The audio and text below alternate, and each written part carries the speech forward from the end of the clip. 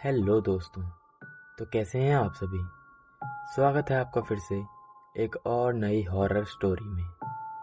यह घटना लगभग 10 साल पुरानी है, जब एक नौजवान लड़का जिसका नाम रवि था वो अपनी जॉब किया करता था। उसकी शिफ्ट रात की होती थी और घर जाने के लिए वो रोज़ाना एक शॉर्टकट लिया करता था जो कि शहर के बाहरी इलाके से होकर गुजरता था।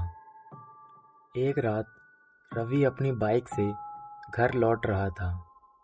उस रात सड़क भी पूरी सुनसान थी, कोई और गाड़ियां भी नजर नहीं आ रही थीं। तभी उसकी नज़र सड़क के किनारे खड़ी एक औरत पर पड़ी। वो औरत सफ़ेद साड़ी में थी और उसके बाल बिखरे हुए थे। रात का वो मंजर रवि के लिए ऐसा था कि कुछ पल के लिए किसी की भी सांसें रोक दे। रवि ने सोचा कि शायद कोई आम औरत है जो किसी मदद की ज़रूरत में हो।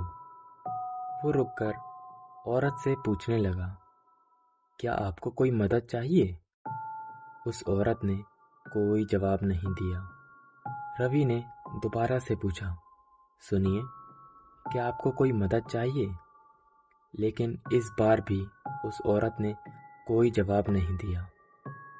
वो धीरे धीरे रवि के पास आने लगी। रवि थोड़ा घबरा गया।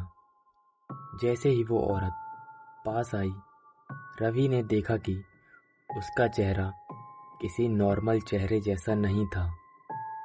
उसकी आंखें पूरी लाल थीं और चेहरा मानो किसी मुर्दे का। रवि का दिल जोरों से धड़कने लगा और उसे एहसास हुआ कि वो किसी अनजान खतरे में है। डर के मारे रवि ने अपनी बाइक तेजी से स्टार्ट की और बिना पीछे मुड़े वहां से भाग निकला। लेकिन कुछ दूर जाने के बाद उसे एहसास हुआ कि उसकी बाइक अचानक से बहुत भारी हो गई है, जैसे कोई उसके पीछे बैठा हो। उसने पीछे मुड़कर देखा तो वो औरत उसकी बाइक पर बैठी हुई थी और अब उसका चेहरा और भी डरावना हो गया था और वो गुस्से से रवि को ही घूर रही थी। रवि घबराकर बाइक को और तेज चलाने लगा।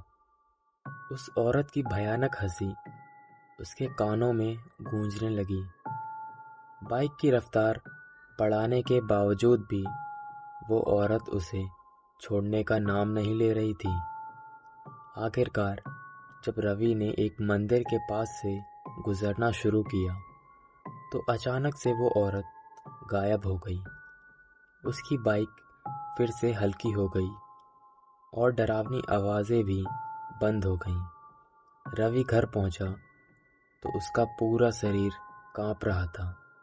वो पूरी रात सो नहीं पाया। अगले दिन उसने अपने दोस्तों और परिवार वालों को इस घटना के बारे में बताया। किसी ने इसको अंधविश्वास माना तो किसी ने कहा कि उस रास्ते पर पहले भी इस तरह की घटनाएं हो चुकी हैं। कहते हैं कि उस इलाके में एक महिला की दुर्घटना में मौत हो गई थी और तभी से उसकी आत्मा वहां भटक रही है। उस घटना के बाद रवि ने कभी उस रास्ते से जाने की हिम्मत नहीं की।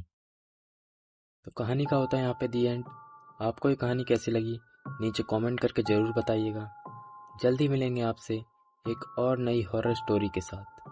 तब तक के लिए बाय बाय।